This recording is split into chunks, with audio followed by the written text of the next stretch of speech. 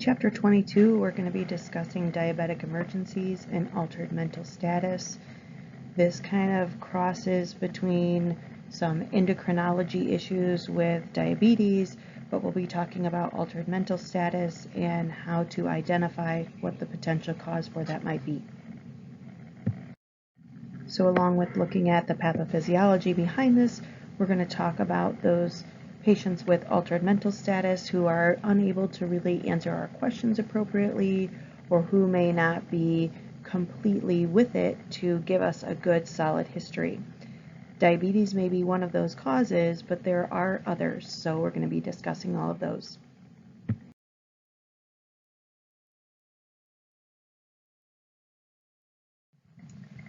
The reticular activating system is that system within our brain that really helps with consciousness, the ability for us to stay awake, to pay attention. It's also responsible for us to get sleep, and when I say sleep, I mean resting of the brain and that chance to kind of re-energize. So brain tissue of the RAS is just like any other tissue in the body, really. It needs oxygen, it needs glucose, and it needs water. And we know oxygen is going to be provided from circulating blood, glucose as well, which is why we need to make sure that our patients are breathing adequately, and if they have a low glucose level, we may need to intervene. So if we have an alteration in those needs of the reticular activating system, we might see some alterations in mental status. Now there are other things like trauma, infection, and even chemical toxins that might be inhaled or ingested that can lead to these problems as well. Some individuals may have primary brain problems. These may be related to congenital issues as well, affecting the RAS. But other body systems can also cause us issues with our consciousness or our ability to remain alert. So altered mental status is rapidly correctable in many situations and very treatable in many situations if we can identify the cause.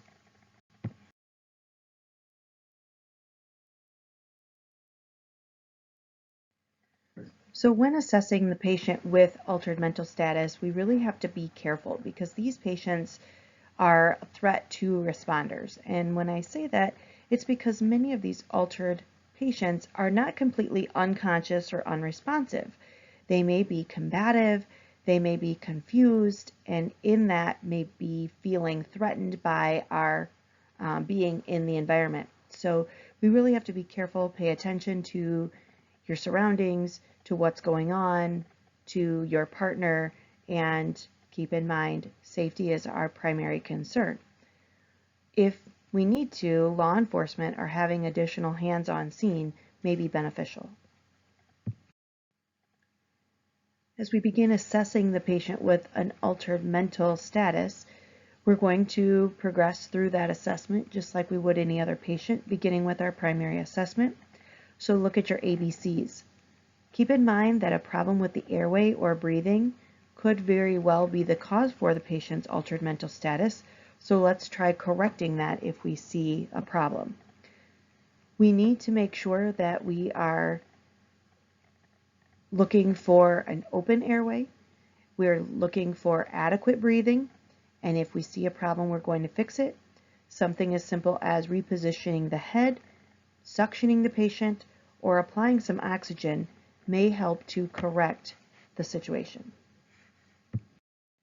Remember, hypoperfusion is also known as shock. We want to be able to identify this situation early so that the earlier we identify it, the earlier we can intervene, and the better our patient's outcomes are likely to be.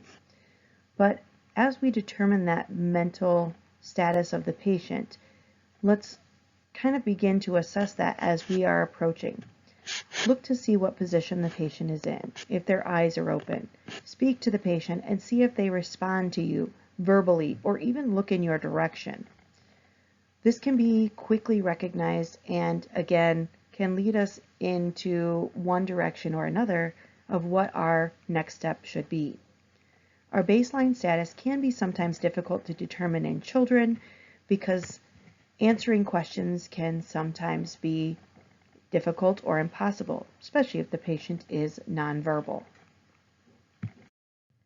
So we've looked at that primary assessment, but as we move into the secondary assessment, keep in mind that we might see some subtle bits of information that will help us to determine what the underlying cause is. We've got to be sure that we are looking at everything, our assessment, the patient in general. Do they have any bits of jewelry, like a medic alert bracelet, necklace, that might give us some information? Is there anything in the environment, pill bottles, paraphernalia of some kind? Or are there family members, bystanders, someone around that can provide us with some information about the patient's history and understanding what their baseline mental status is compared to where they are at this time? Remember, documentation is going to be extremely important with every patient, but especially with these altered mental status patients, because we need to be able to correctly describe the patient's mental status upon our arrival and then throughout the course of our care. We use the Glasgow Coma Scale as a way to do this. This works pretty well because it gives us a direct comparison. Remember, Glasgow Coma Scale is broken into 3 parts: I, verbal, motor. I is worth 4 points, verbal is worth 5 points, motor is worth 6 points.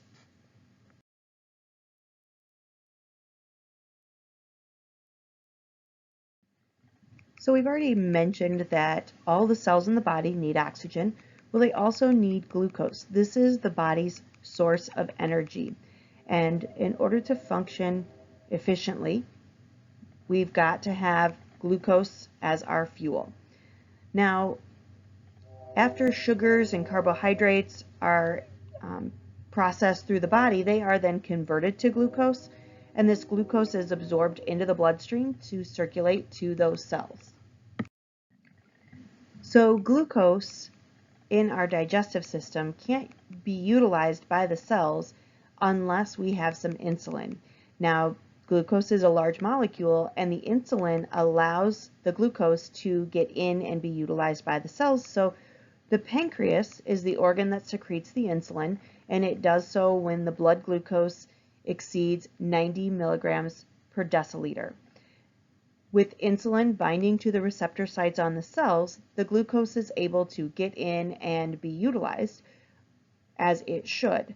Now, normal glucose levels in the blood are essential in order to keep all of the cells working effectively.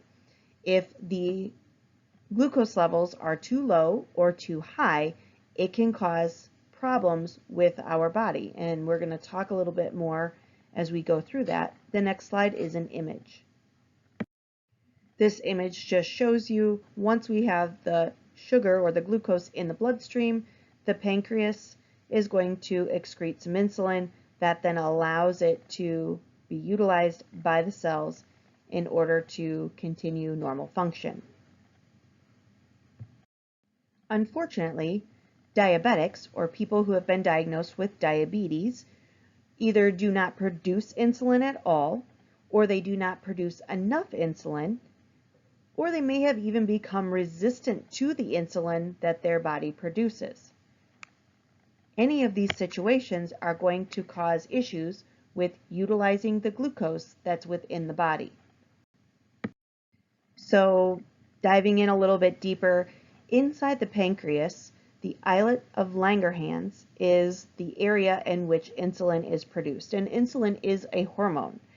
Now, most of the cells outside of the brain use insulin to transfer those glucose molecules in so that they can be used. So look at insulin as the key, opening the door for glucose. When the sugar intake and insulin production are balanced, which is homeostasis, then we know that the body is working effectively, efficiently, and we've got the adequate energy source that we need in order for our cells to work. I'm sure you're all aware that there are different types of diabetes. Diabetes mellitus is a result from underproduction of insulin or the inability of the cells to use the insulin properly.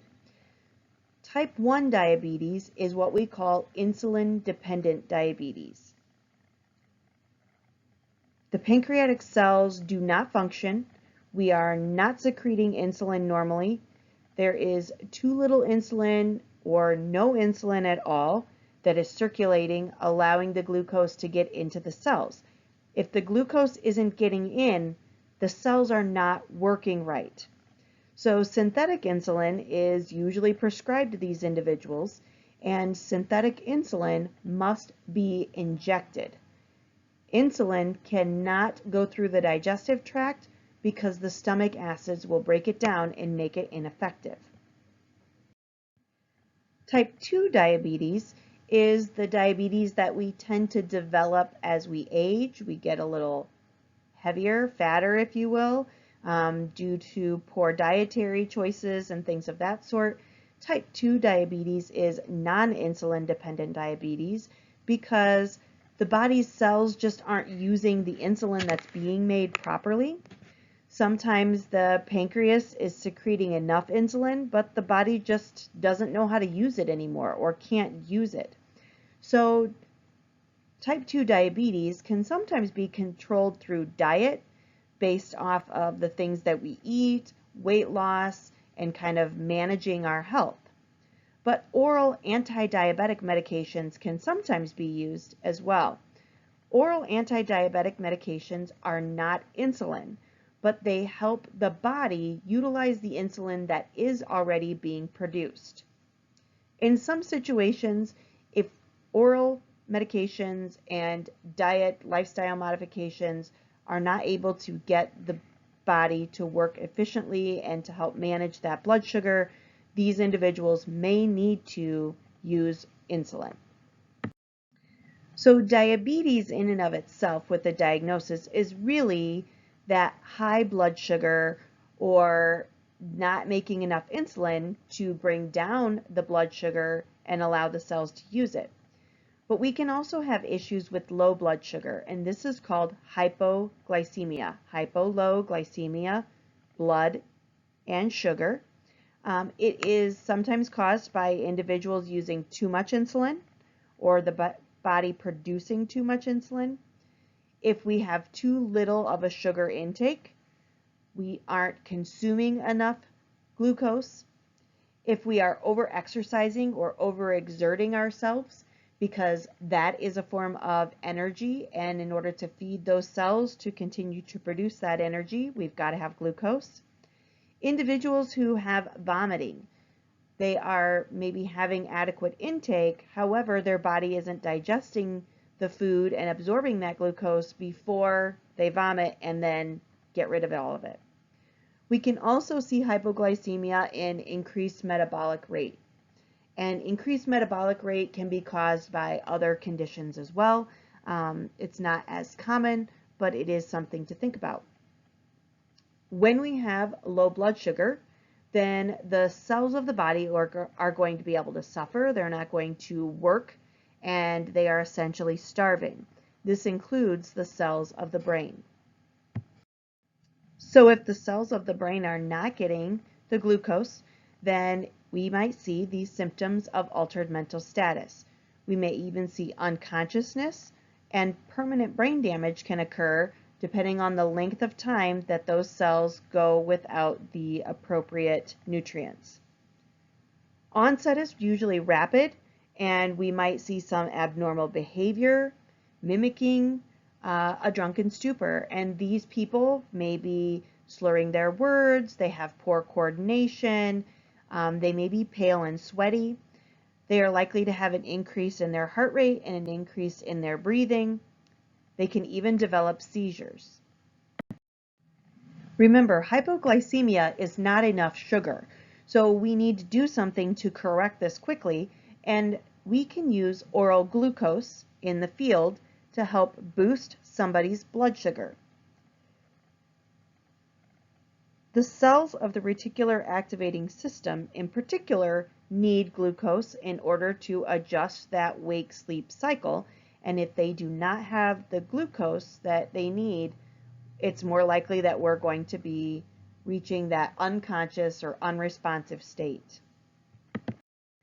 Remember, the body needs to maintain its blood sugar reading in a healthy range, known as our homeostasis. If we reach levels too low or too high, it's going to create problems. So too low, hypoglycemia we just talked about. Too high is hyperglycemia. So this can be caused by insulin deficiencies. When we don't have the appropriate amount of insulin, we're not producing any insulin, or the patient hasn't used their medication as they should. Infection, stress, and other dietary changes can also cause issues with hyperglycemia, because these conditions within the body are really alterations from normal. And so if we are dealing with an infection or stress, the body is working differently than normal, and again, that's going to affect other body systems, such as our ability to process blood sugar. Now, hypoglycemia usually has a pretty abrupt onset, but hyperglycemia can take days or weeks before we start to see signs and symptoms. Diabetes with hyperglycemia, we are likely to see a history of increased thirst and hunger. They may have increased urination. These patients are going to show signs of dehydration though, because as much as they are drinking, they're also urinating a lot, and their body's not maintaining or keeping any of that extra fluid. These patients may also feel nauseated. So the cells of the body slowly begin to starve, and glucose just cannot enter the cells.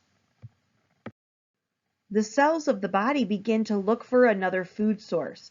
And so what happens is we can't get the glucose in to use, so the body begins to burn fats and proteins.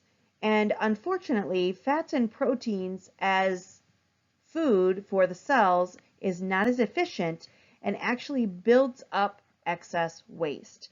So this waste product is what we call ketoacidosis, DKA.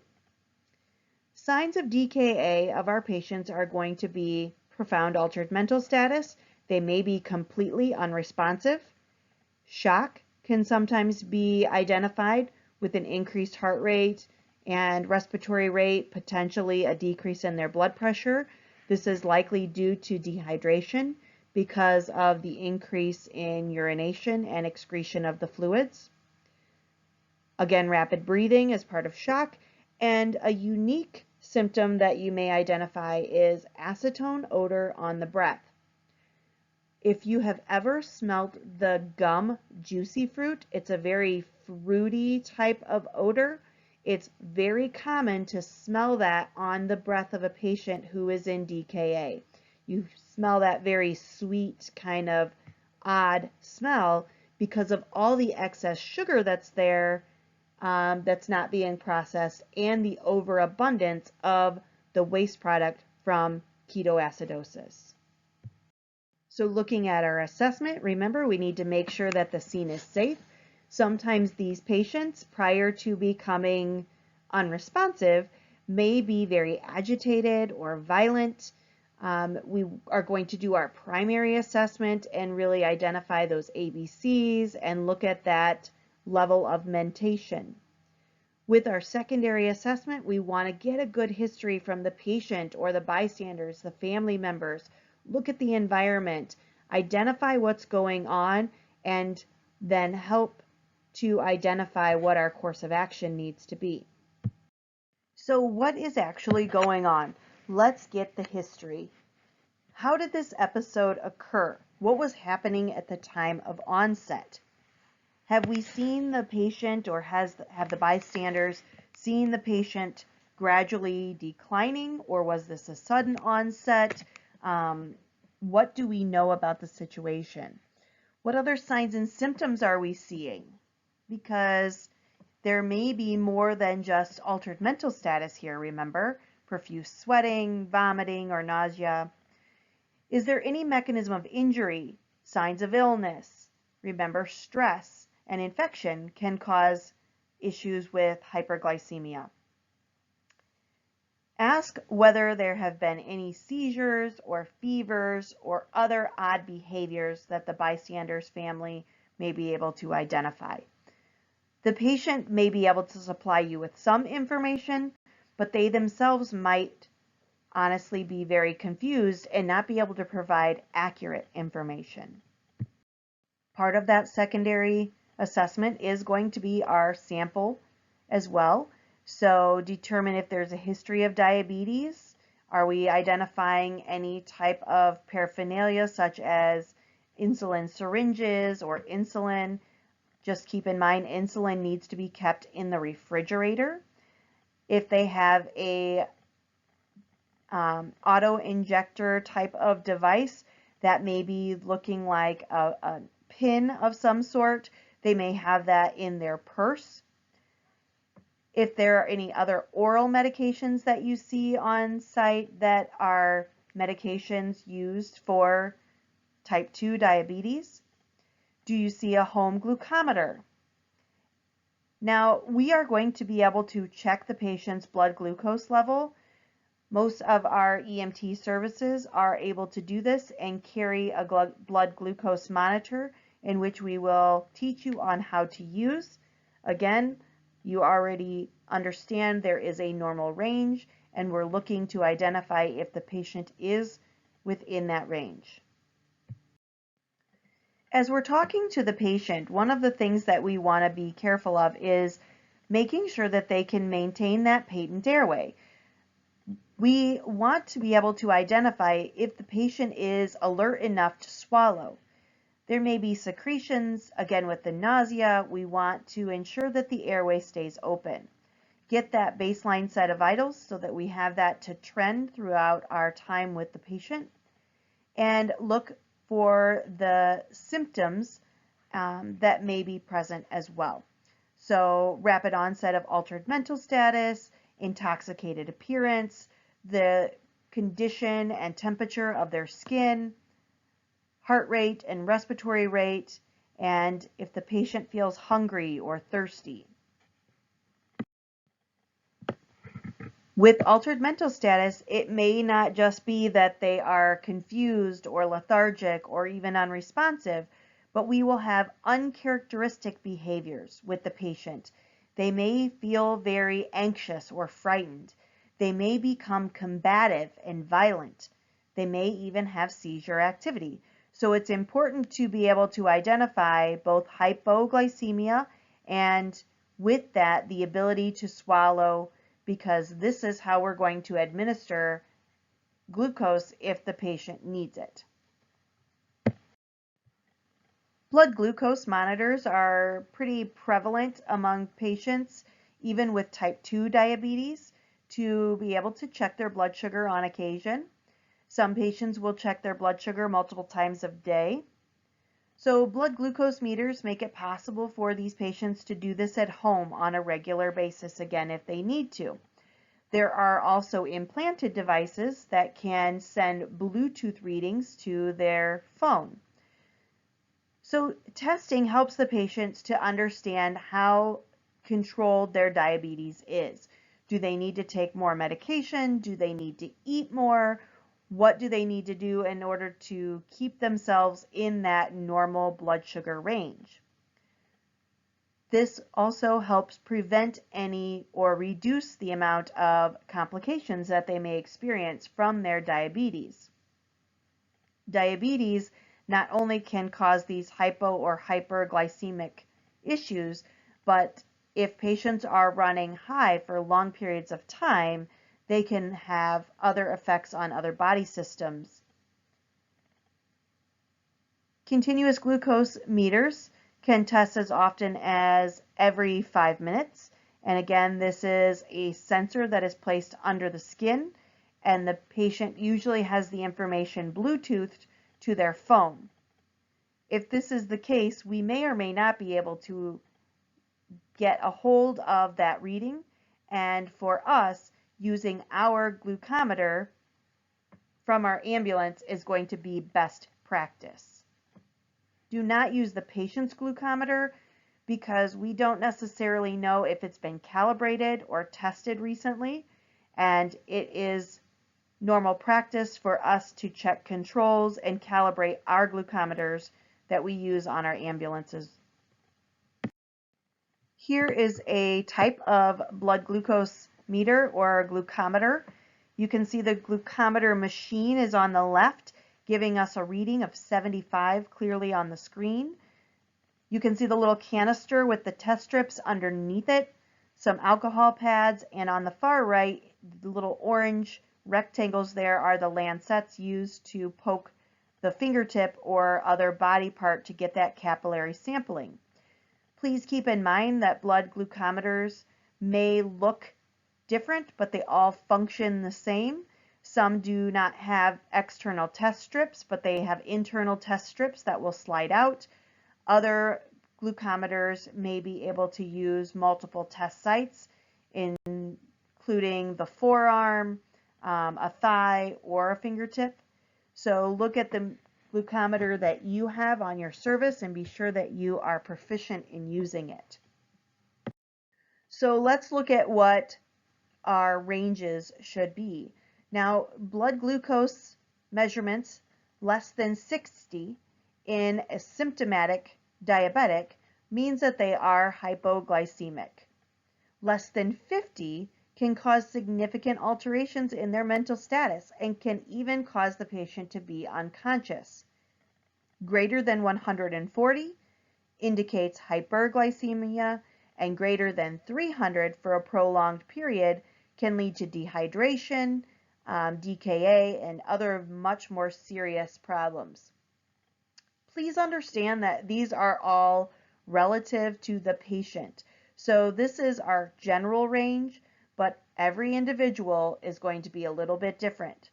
I have seen patients who are reading with a blood glucose reading of 40, and they are still walking and talking and having very few symptoms. Now, this is not normal, but when you assess a patient, especially when you have concerns of hyper or hypoglycemia, we want to take into account our physical assessment of the patient and what this blood glucose monitor is telling us.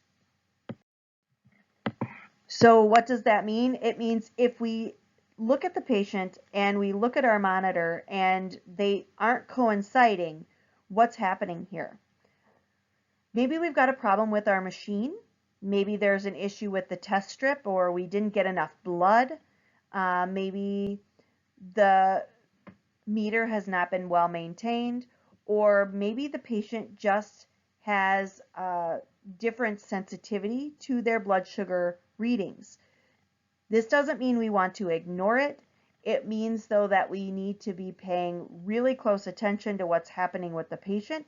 We can always recheck that blood glucose reading, and if in doubt, find another machine and test with a secondary machine. Again, glucometers are all very similar in the way that they work, although they may look different. They usually have a display screen on them that is going to show you what the blood glucose level is.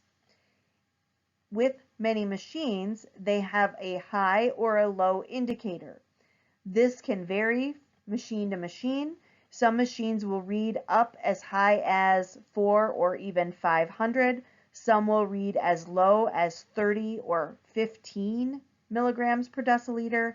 So understand what the capabilities of your machine are, because if you get a reading that says too low to detect, I need to be able to say they are below 15 or they are below 30. Either way, we're going to be treating this patient hopefully quickly so that we can correct that issue. But it's important to know what the parameter of your glucometer is. Now, if your patient is not really altered or is not too far from normal and they're able to maintain their airway and swallow effectively, If they have mild hypoglycemia, we may be able to just get them to eat or drink something to help correct that. I will tell you that it's going to be important to not only give them a burst of sugar, but also to give them some complex carbs that will stick with them. We can have the patient drink some orange juice or apple juice or something along those lines that has a significant amount of sugar and it's going to be quickly digested.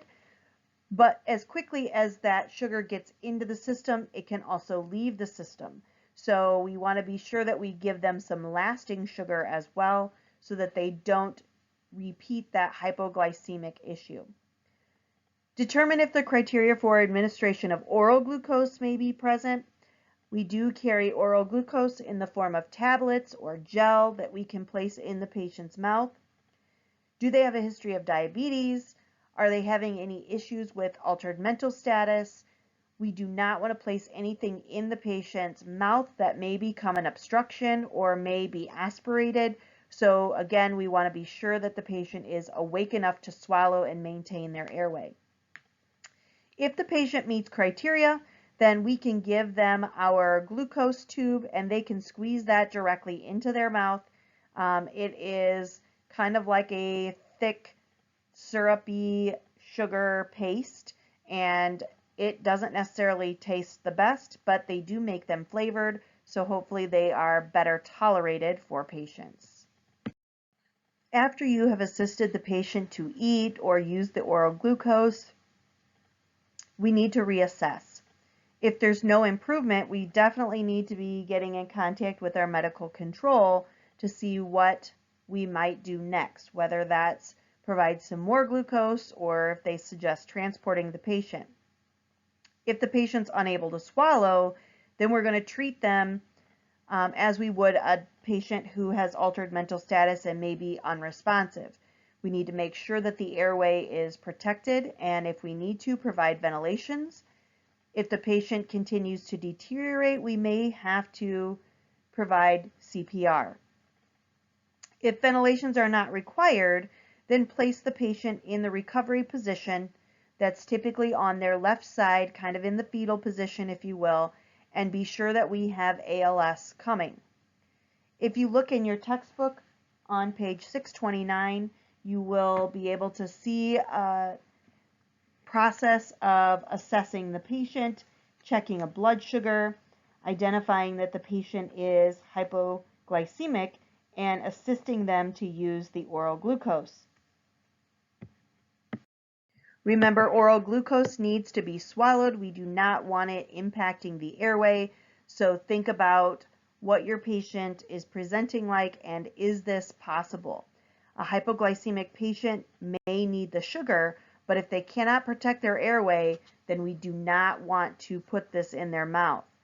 We're only going to give it to patients who can swallow and are alert enough to protect their airway with it. So let's make a couple comparisons here. We've got hypoglycemia in one column and hyperglycemia in the other.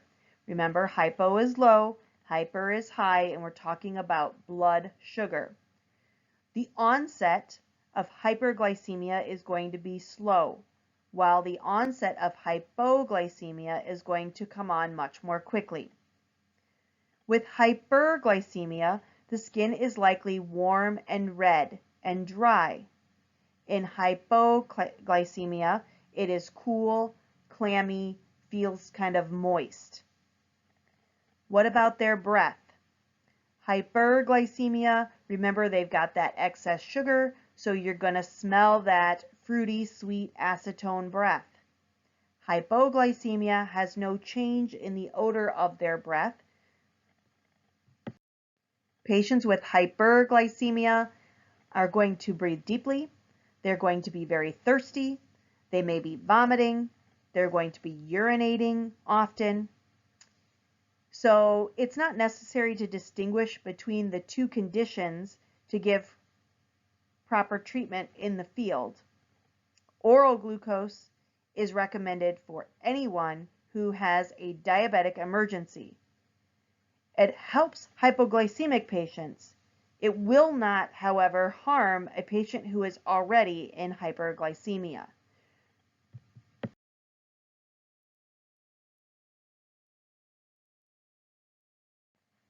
Okay, so if we have a patient who is altered, but their blood sugar is normal, they're not diabetic, so they're not hypo or hyperglycemic, what is happening?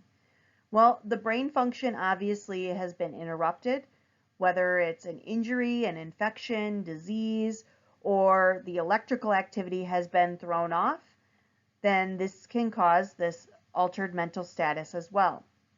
Irregularity can bring sudden changes to behavior, their sensation, or movement, and many times this is identified as a seizure. Now, there are different types of seizures, and one type is a partial seizure. A partial seizure is only affecting part of the brain. It may involve uncontrolled convulsions in a patient who is completely alert. Some patients may actually lose consciousness and may not have any convulsions.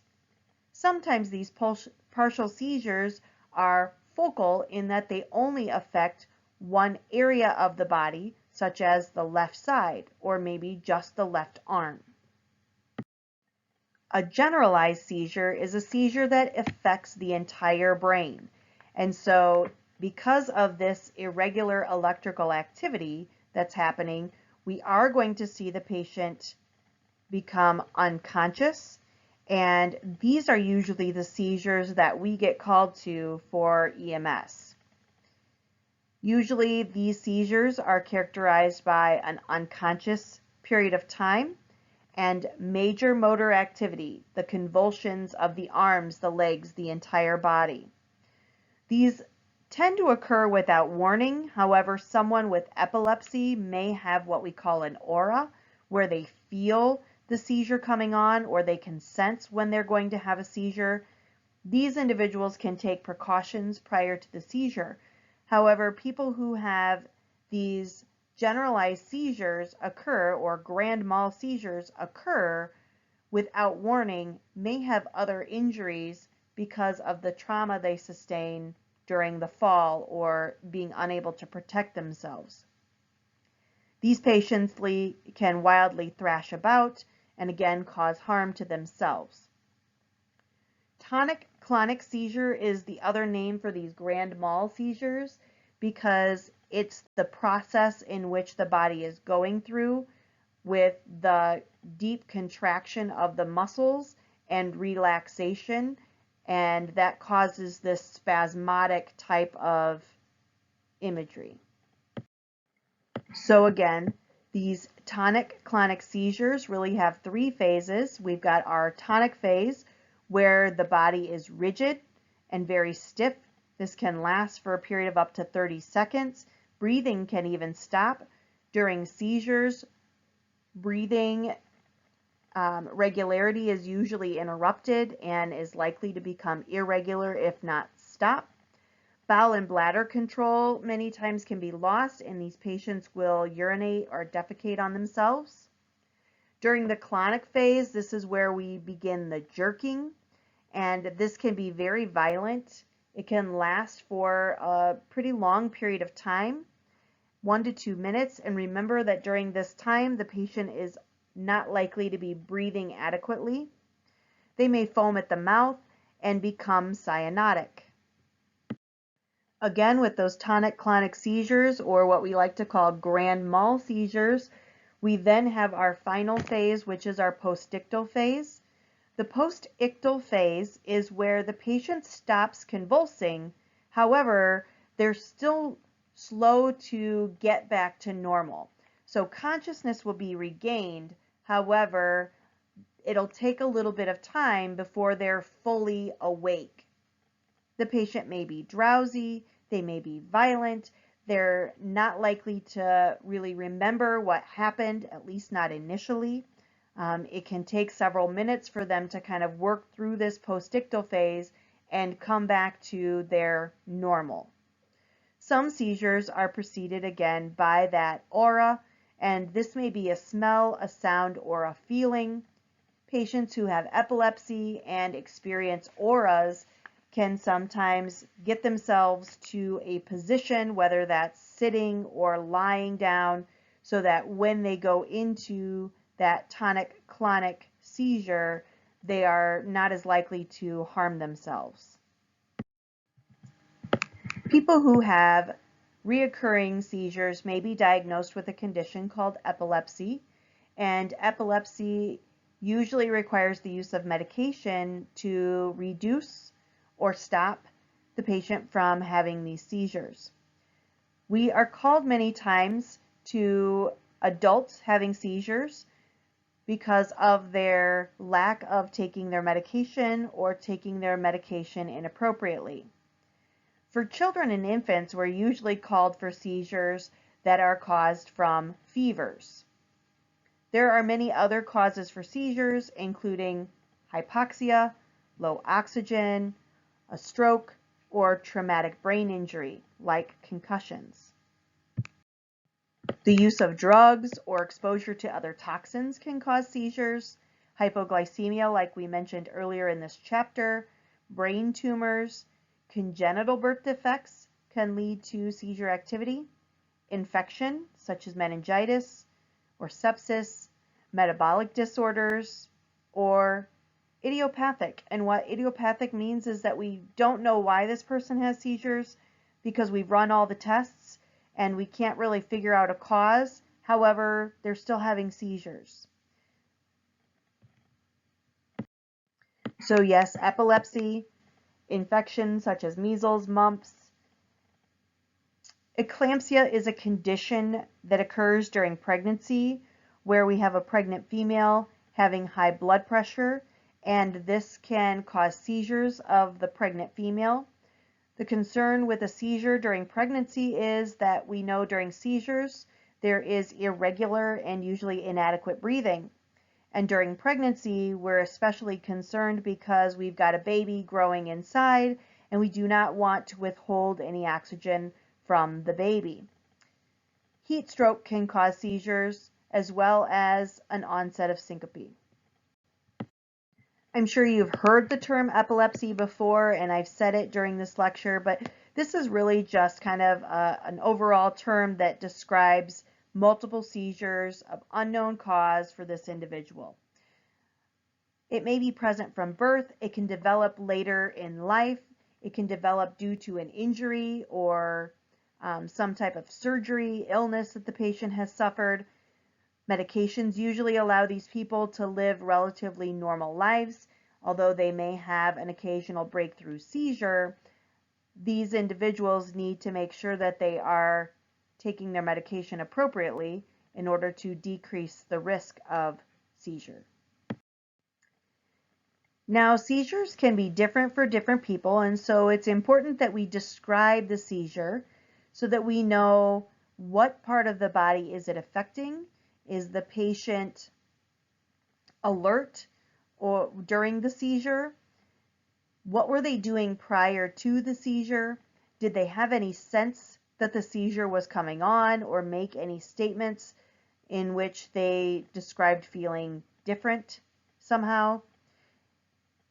Exactly what did they do during that seizure? Again, bodily movements, the length of the time of the seizure, loss of bladder and bowel control, and if the seizure stops prior to the arrival of emergency medical staff, how did the patient come out of the seizure? As we're helping them out of the seizure and during that postictal phase, sometimes rescue breaths need to be provided. Sometimes the patient will come out of it more quickly. Again, did they recall what happened? Were they able to make a relatively quick, easy recovery? As I said before, most seizures don't last too long, so a minute or two really is a significant seizure. But if the patient is still seizing once you arrive, or if they've had repetitive seizures and are seizing when you arrive, then they really are potentially having a life threat here. Their breathing has been interrupted for a significant period of time, and we've got to do something quickly in order to assist them. So if the patient is having these convulsive seizures, we would like to place them on the ground or the floor. We want to be sure that there's nothing around them that they're going to hit and harm themselves. If there's any loose restrictive clothing, we should try to remove it or at least loosen it. Watch the patient and their bodily movements. We want to, again, be sure to try to assist them from harming themselves, but we do not want to hold them down and we do not want to place anything in their mouth. If the patient has a vagus nerve stimulator, the family may try to apply the magnet to adjust that. It's not something that we are trained in, but if the patient has this, the family is usually well trained in how to use this piece of equipment. Whether the seizure has stopped prior to our arrival or stopped after our arrival, we want to be sure that the airway is being protected. If the patient needs some ventilations, then let's provide that artificial ventilation with some supplemental oxygen. So that would be signs of cyanosis, signs of irregular or inadequate breathing. If there are any injuries that occurred during the seizure, we want to be able to manage them. Sometimes patients will bite their tongue or bite their cheeks, and that may cause some bleeding in the mouth. This can obstruct the airways, so suction the patient. And then transport them to a medical facility. It doesn't matter if this is their first seizure or their 15th seizure. These patients, if they are having a difficult time coming around, or if we've had to intervene somehow, they should probably be assessed a little bit further to determine if there's anything more that needs to be done to prevent future seizures. Yes, it is common for patients to bite their tongue during a seizure, but please do not place anything in their mouth. We run the risk of breaking that object that we're placing in their mouth, breaking their teeth, or causing other trauma. 2 or more consecutive seizures in a row or a single seizure of more than 10 minutes is identified as a condition called status epilepticus. This again is a major concern because of the patient's inadequate breathing during this time. So this becomes a high priority emergency type situation and the patient needs to be transported to the hospital. If ALS is available, let's notify them and see if they can tier with us, but these patients need to get moving quickly to the hospital. So I kind of mentioned the simple partial seizures before. Remember, these only are part of the brain involved in the seizure. So these individuals may have some different sensations, such as tingling, stiffening, or jerking of one area of the body. They may have an aura as well. With these simple partial seizures, there's no loss of consciousness. So the patient may be looking at you, talking to you, and this activity then just begins. In some cases, the jerking can spread and they can lead into a tonic-clonic seizure. If we develop a tonic-clonic seizure, understand that the patient's level of consciousness is likely to deteriorate as well. Now, a complex partial seizure is abnormal behavior. And when we say abnormal behavior, sometimes, people will act differently based off of where in the brain this is occurring. So we may have these episodes where the patient may be confused, where they kind of stare just kind of off into space and they're kind of just disconnected for a period of time. They may have aimless motion, lip smacking, or there may be repetitive fidgeting. These patients may appear to be drunk or like they're on drugs and somehow intoxicated with something. Sometimes these patients may struggle if they're restrained. They're not usually going to become violent or aggressive, but they don't like to be held down, and we don't want to try to hold them down. Many of these seizures are also preceded with an aura or a feeling of some kind. And again, These complex partial seizures do not usually have a loss of consciousness, and there is no memory of the episode though. So when they do come back around from that period and you say, what just happened? They're likely to be very confused and not understand what you're talking about. Now remember, those generalized seizures are having to deal with the whole brain in and of itself. We talked about the tonic-clonic seizures already, but the other seizure is the absence seizure. The absence seizure does not involve the motor activity or that tonic-clonic jerking, stiffening, if you will, but it is a brief loss of concentration or awareness. The patient just kind of spaces out or blanks out for a period of time. Unfortunately, this can happen many times a day, and the patient really does not have a full understanding or awareness of it. Now, patients who have a diagnosis of epilepsy, or if we have children diagnosed with epilepsy, they've usually got caregivers or parents that are well educated on the condition, and they understand very specifically what's unique to this individual and their seizures. These individuals that have the diagnosis of epilepsy and have a seizure that is what we would consider normal for them, they may refuse transport. Once they regain consciousness and begin kind of to recover, they may not want to go to the hospital. The concern for us is that we do not want to leave them alone, and we do not want them to drive, because if they were to have another seizure, we want to be sure someone is with them. And individuals who have active epilepsy with active seizures are not typically granted driver's license for the fear of driving and having a seizure causing an accident. As we think about the brain and other things that may cause altered mental status, one of the hot topics is a stroke.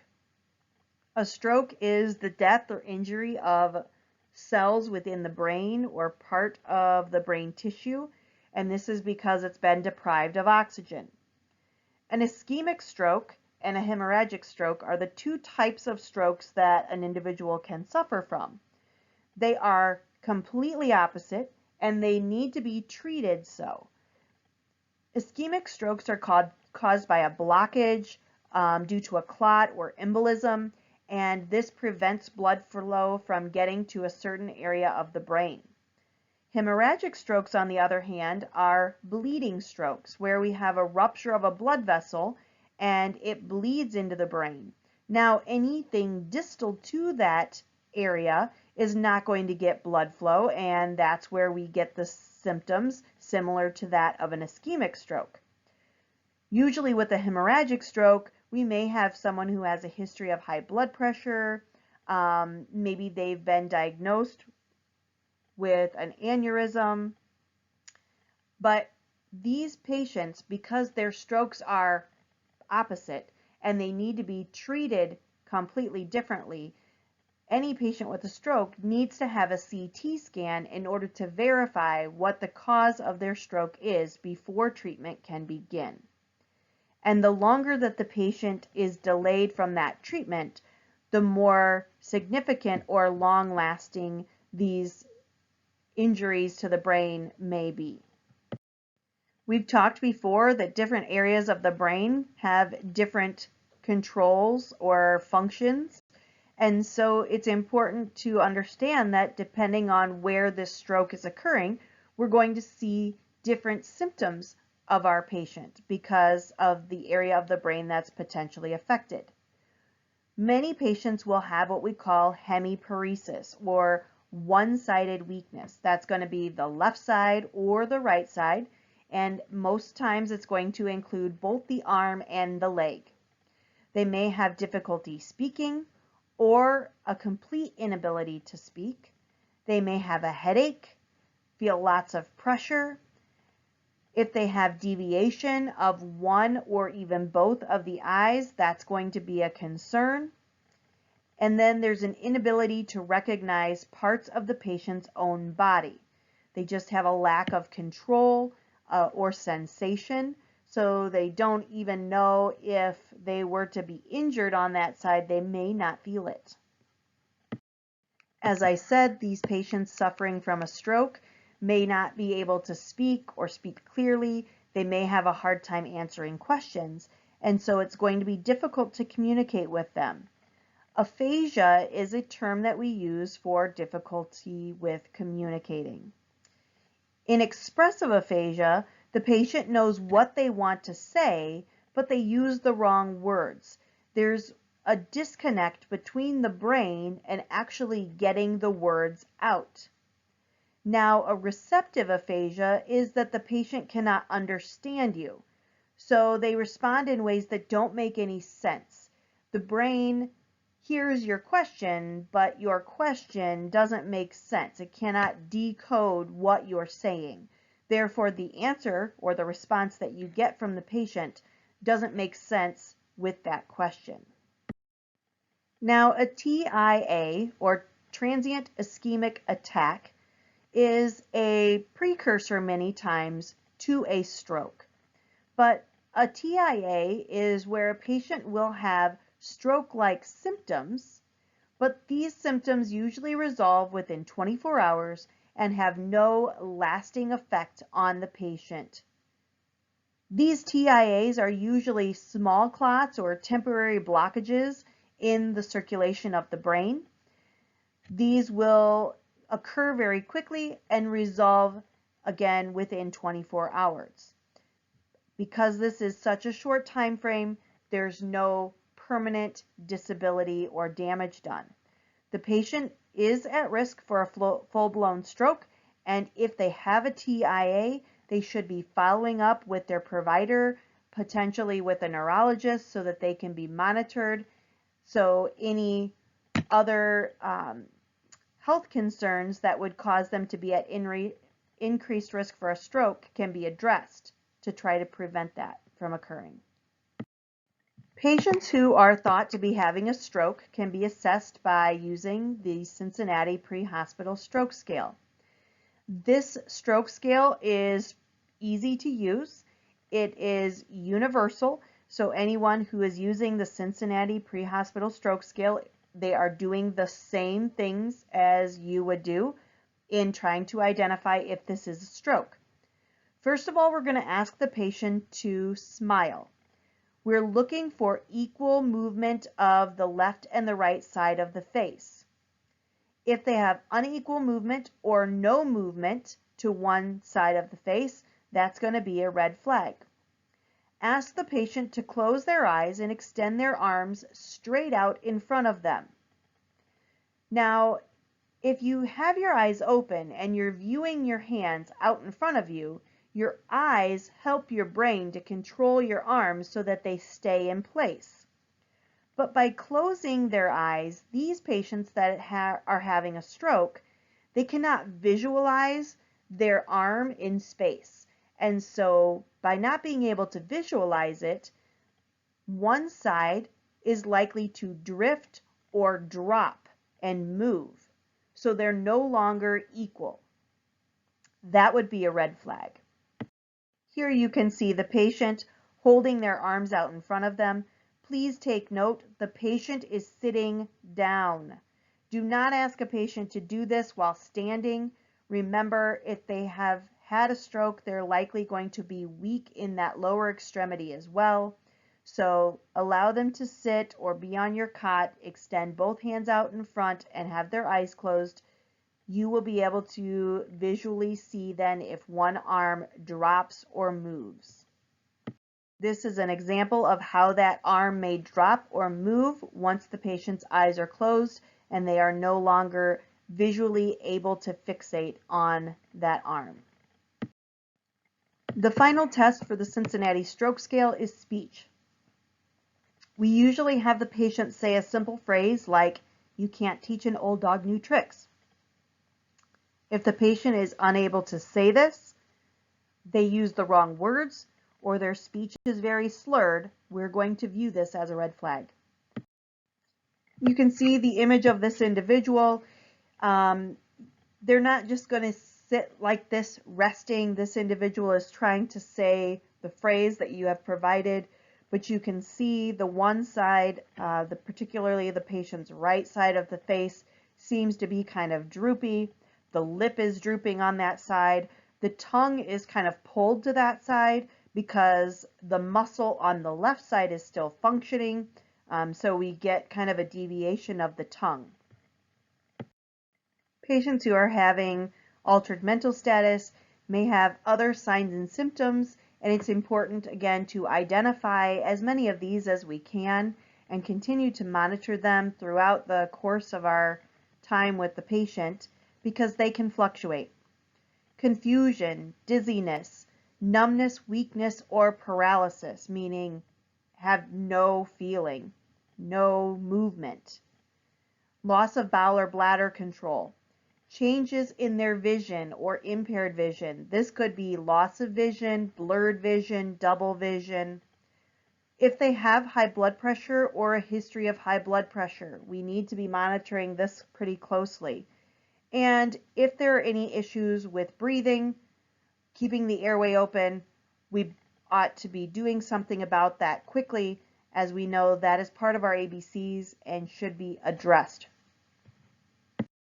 Patients may feel nauseous or even vomit. They may have seizure activity. Look at the person's eyes. Are their eyes deviated? Are their pupils equal? Are they complaining of a headache?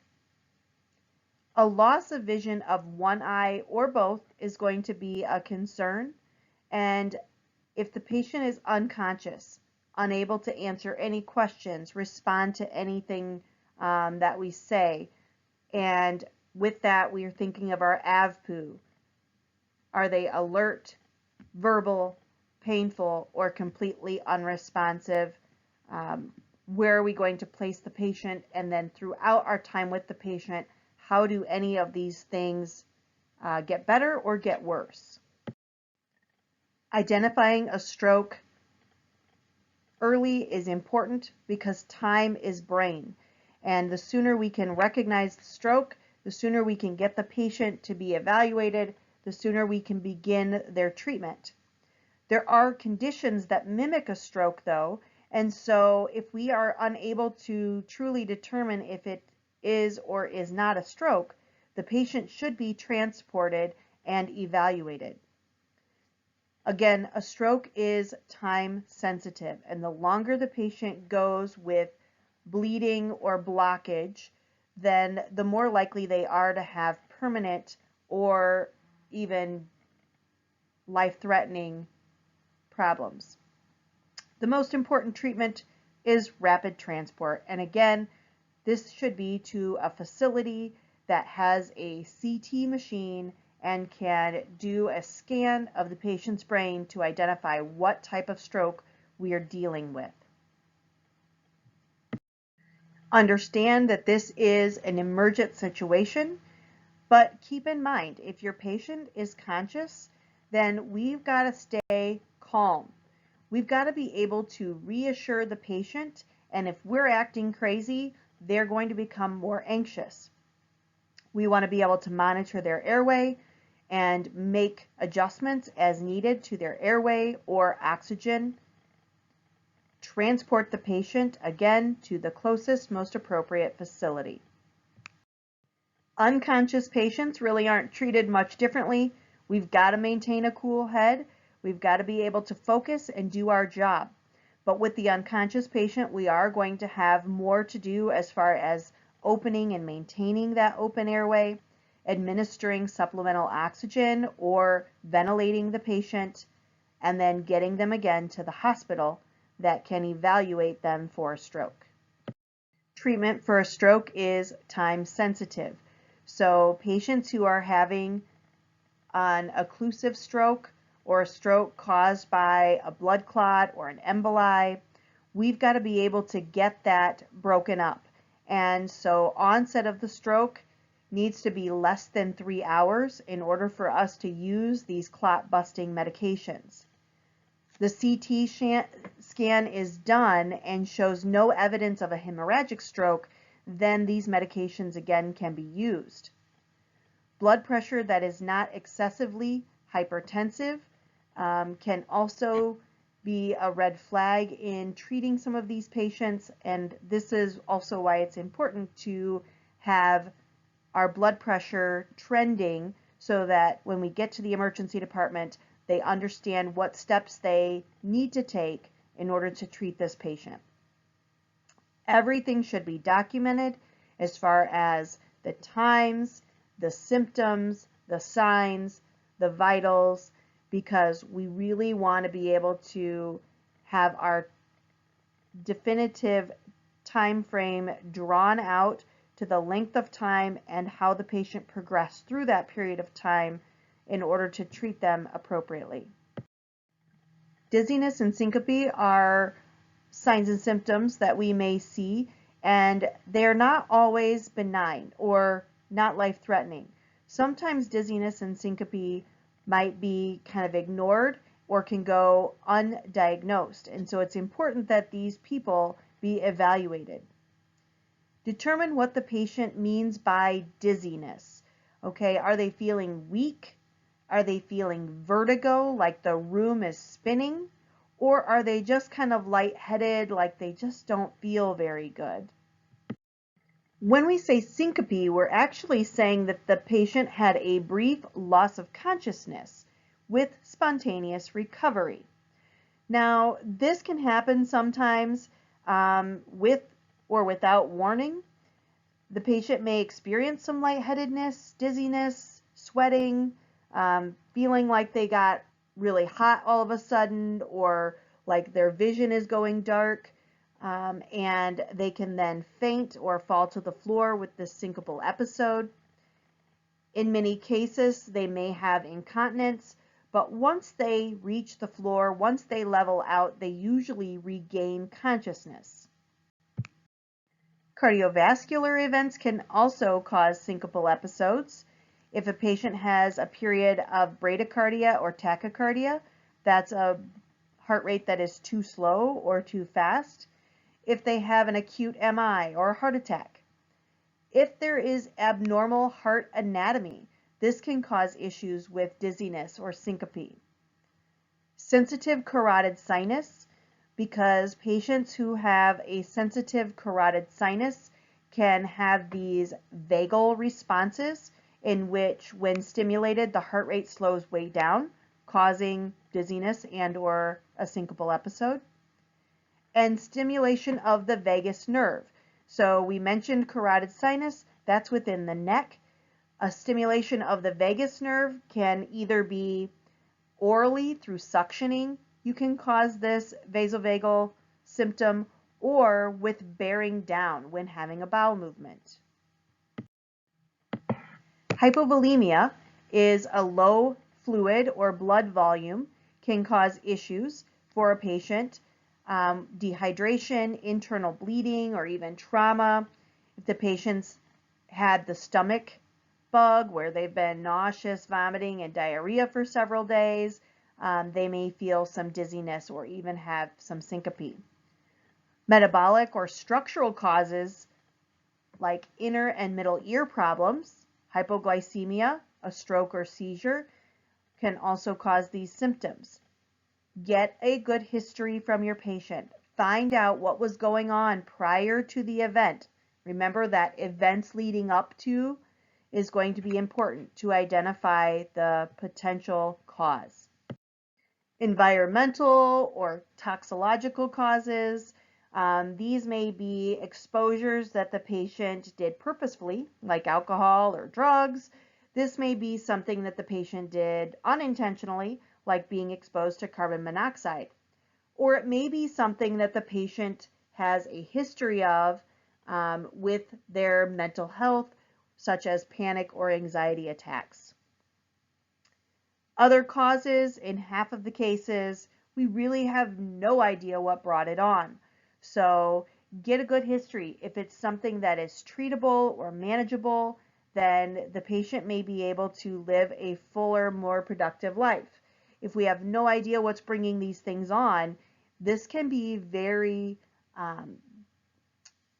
problematic for the patient to be able to do normal activities. Things like driving can be very difficult if you're having episodes of dizziness.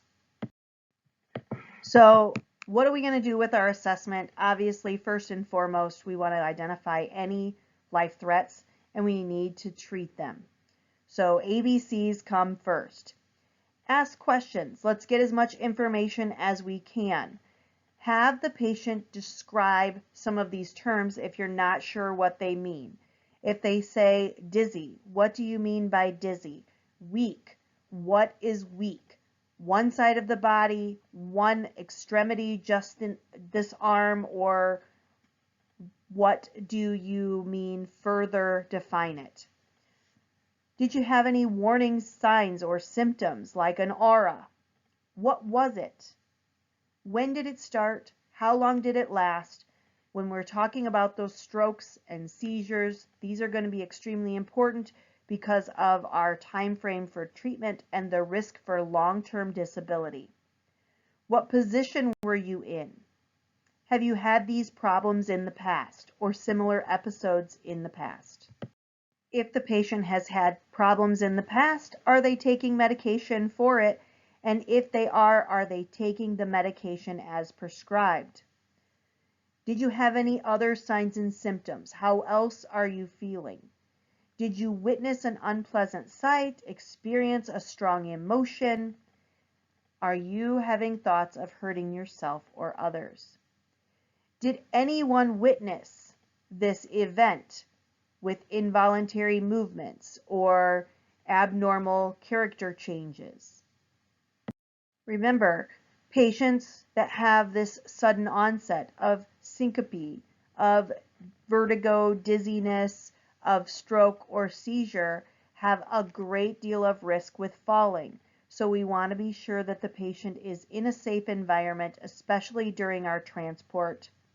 Provide aftercare, help them to be in a comfortable position, reassure them that you are there to assist them, loosen any tight clothing, prevent further injury, administer oxygen as needed or even ventilations if needed. Call for ALS. And if any injuries occurred during this episode, let's treat those injuries as well.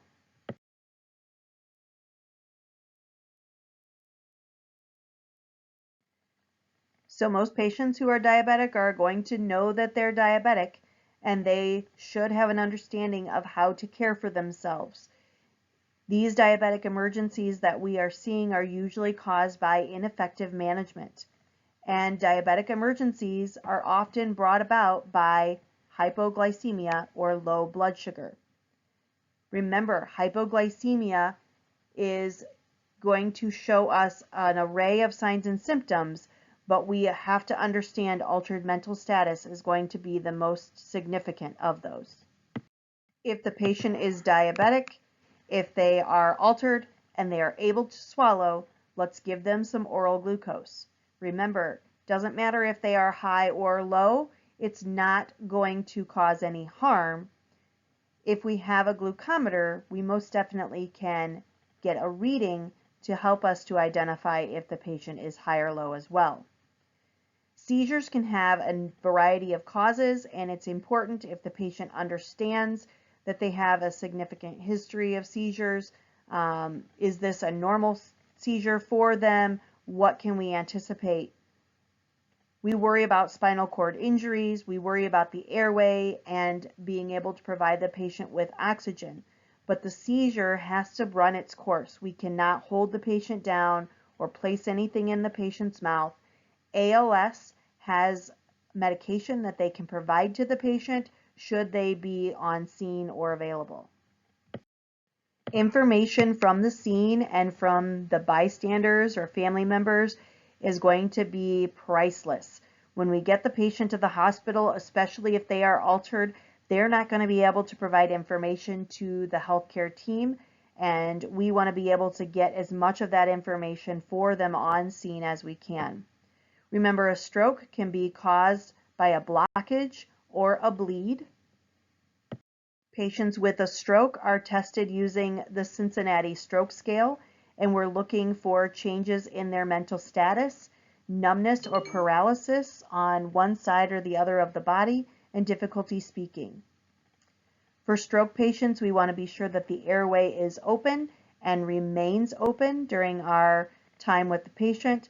We may need to supply some supplemental oxygen if their pulse oximetry is low or they're having any respiratory distress. Dizziness and syncope also have a variety of causes. Remember, some are significant and may be life-threatening, while others are very benign. Some reasons for dizziness and syncope may be difficult to determine, but the patient should be evaluated in the emergency department to assist with this. If we have a patient who is having a syncopal episode, we want to be able to loosen their clothing, assist them with breathing or oxygenation if needed, and try to elevate their legs if they are lying on their back. All patients with altered mental status, we need to identify if supplemental oxygen is necessary. Remember, we're not just looking at a pulse oximetry, but we're also looking at the patient's level of respiratory distress. If the patient is altered, hypoxia needs to be addressed if present. If the patient is having a hypoglycemic emergency, remember we need to identify their mental status and their ability to swallow and maintain their airway prior to administering oral glucose. Respiratory disturbance is common in seizure activity, so with a seizure patient, identify if artificial ventilations are needed. With our stroke patients, the time frame is going to be important to determine if treatment can be started once the patient arrives at the hospital. So ask lots of questions. All right, so with your diabetic patients, think about those signs and symptoms that you're likely to see, hypo versus hyperglycemia, and you've always got your glucometer that might also provide some important information. Think about your medical history and how you're going to ask all those questions. What treatments are going to be appropriate for you to provide to the patient as an EMT? And what's your criteria to give it as far as the patient's assessment, the patient's mental status, or the other symptoms that the patient may have. When we have these patients and we're going to be transporting them to the hospital, how are we going to transport them? Your patient with a stroke, or your patient who is unconscious? What about the patient who is experiencing syncope? So we've got a patient who is a 62-year-old male. The patient was witnessed having a tonic-clonic seizure and 911 was called. Upon your arrival, he is still actively seizing. His skin is pale, moist, and he appears to be slightly cyanotic. What are we going to do for him? What is the immediate treatment that we need to do? Hopefully you've jumped right in and said we need to address our ABCs. We need to get the airway open. We need to supply some oxygen for the patient. We want to rule out any potentially life-threatening causes like hypoxia, hypoglycemia, or stroke.